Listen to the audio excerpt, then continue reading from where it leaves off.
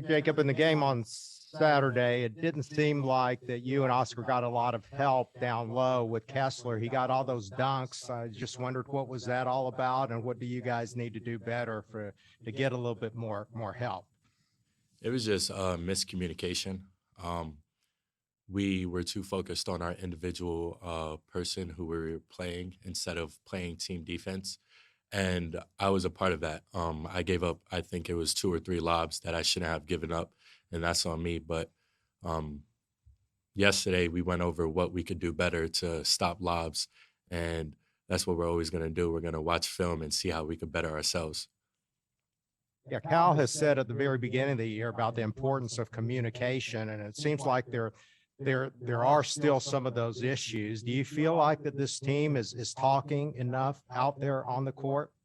I mean, yeah, but at the end of the day, we're going to play in full arenas where it's loud and communication isn't always going to be heard. And there's other ways that we need to figure out how we're going to communicate with each other, because we could scream at the top of our lungs and still not hear each other because the arenas are so loud. So that's just one thing we have to be mindful of. Jerry Tipton, go ahead.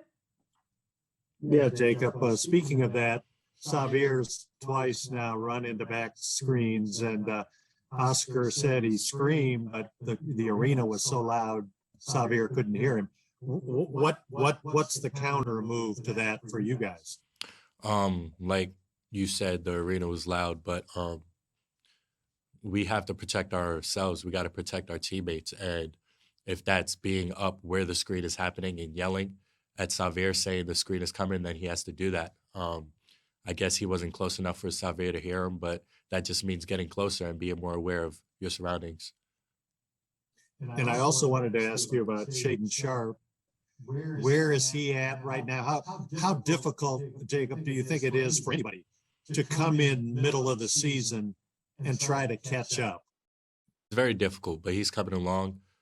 He's been in practices. We haven't gone full 5-on-5 with him yet, but he's getting there. He's learning the plays. He's definitely coming along very well, and we'll go from there, see what happens. John Hale, you're next. Jacob, were there any nerves going for the 360 dunk on that fast break? Did you consider at any moment going for an easier play? What was the thoughts there? There was no thought.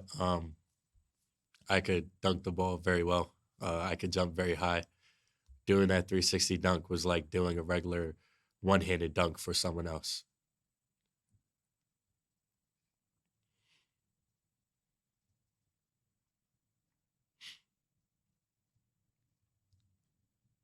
John Hale, we'll stay with you. Coach Antigua just talked a little bit about the potential for tomorrow night to be a trap game because of the big game last Saturday, the big game coming up. How does it help having veterans on the roster to avoid those kind of situations? I don't know why you would consider it a trap game.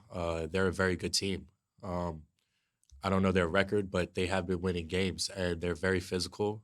I don't think it's a trap game at all. I think we got to go out there and fight for 40 minutes, and that's what we're going to do. Like I said, the game's going to be very physical, so we got to be ready to fight from jump. John Clay, go ahead.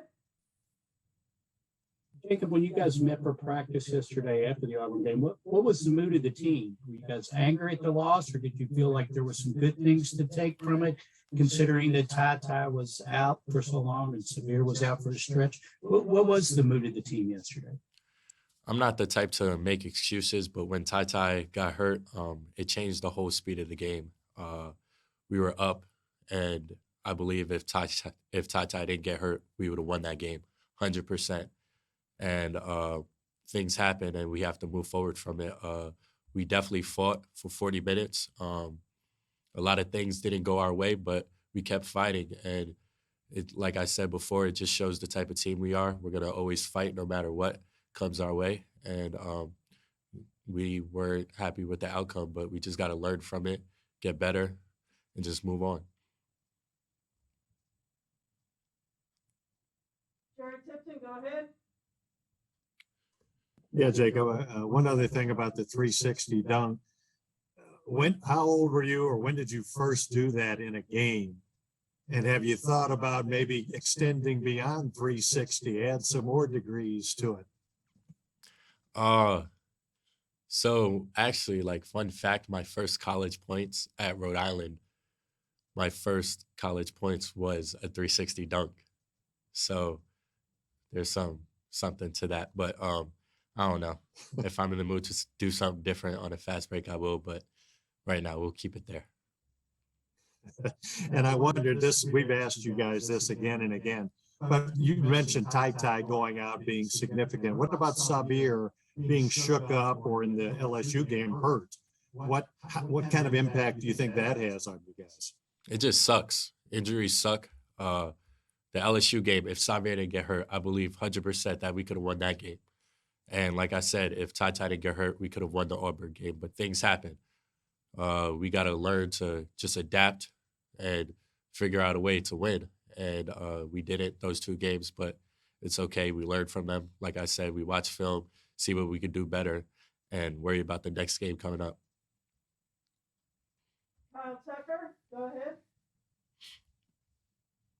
Have you shaken Oscar Sheboy's hand? And if so, tell me about the. Excuse me? I said, have you shaken Oscar? And if you have, tell me about the grip. The grip?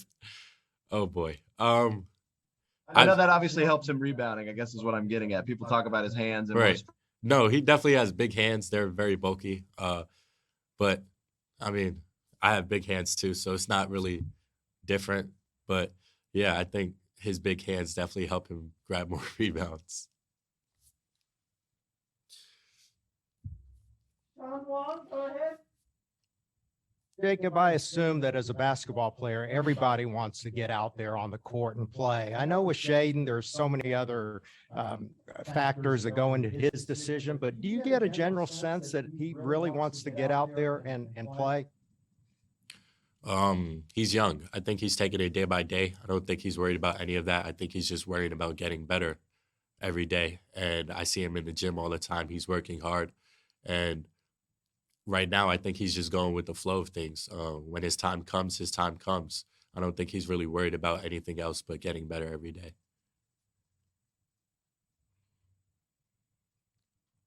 Ken Spencer will come to you.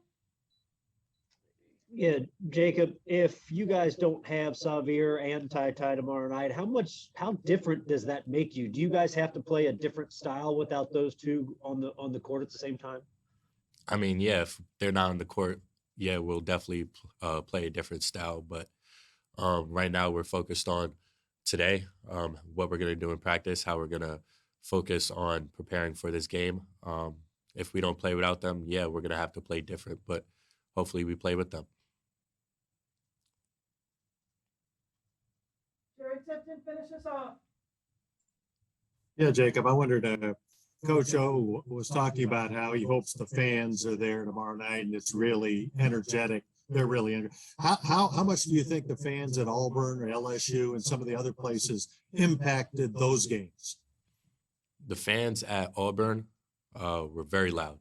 They were definitely into the game. The fans at LSU, they were very loud. They were into the game.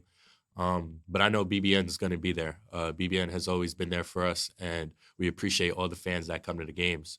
And they definitely help us a lot, whether they think it or not. The fans, when they're engaged into the game, it gives us energy. It gives us life, and we appreciate them for that. Thanks. All right, thank you, everyone. That's all the time